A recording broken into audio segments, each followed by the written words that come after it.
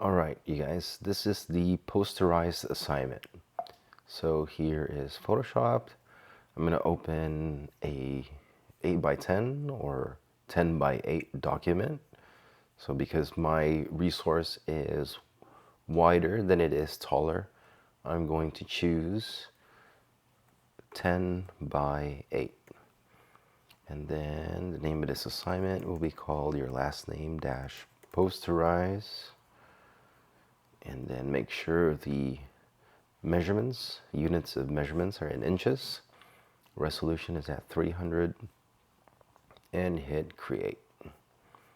So here is my 8 by 10 document. Now I'm going to bring my Post Malone picture onto this.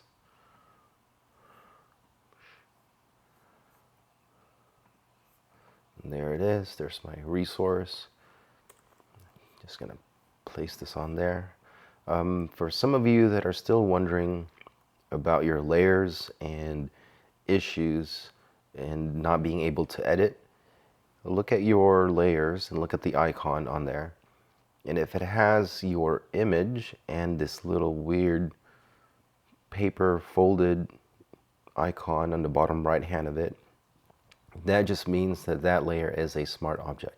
So if you want to edit that layer, all you have to do is go to layer on your top menu and then go to rasterize and hit layer. And now you can edit that layer. So for example, if you want to erase the background, you can do that after. Okay, so that's how you do it. So for this, I'm just going to select Post Malone. I don't need all the other stuff. So I'm just going to isolate him, copy, paste him, and get rid of my other layer. And then I'm going to use my object selection tool to get rid of the background, just like our previous assignment. So you could create a box around your image, or you can just hover over it and then see what results you have. So I just hovered over my image and then it grabbed that. Now be careful when you're doing this, because I saw this for some of you, your submissions from last week's work. You were using the object selection tool, but you also either added too much, like this is added too much because this area doesn't connect to his shoulder, or some of you didn't check your selection where it took parts of the image off and then you didn't notice that. So just be mindful after you use it. So I don't like this, so I'm going to redo this thing.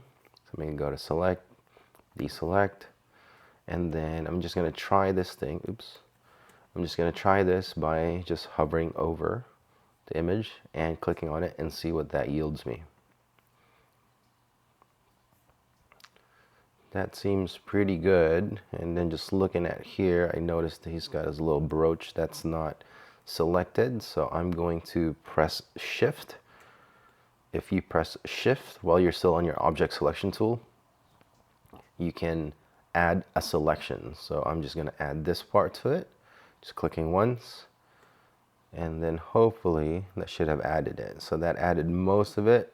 I'm going to use my magnification tool to zoom in, so it looks like there's a part that's still missing there and there. So I'm going to press Shift again, and let's see if I can make a box and select those guys. There you go. It added those spots that were missing. So I'm pretty satisfied with that. Looks like there's no issues here. I can clean this up later. So just double check that you guys are selecting the areas that you want so that's less work for you. Okay, so let me zoom out, and then I'm going to copy and paste so that I can have this on a different layer.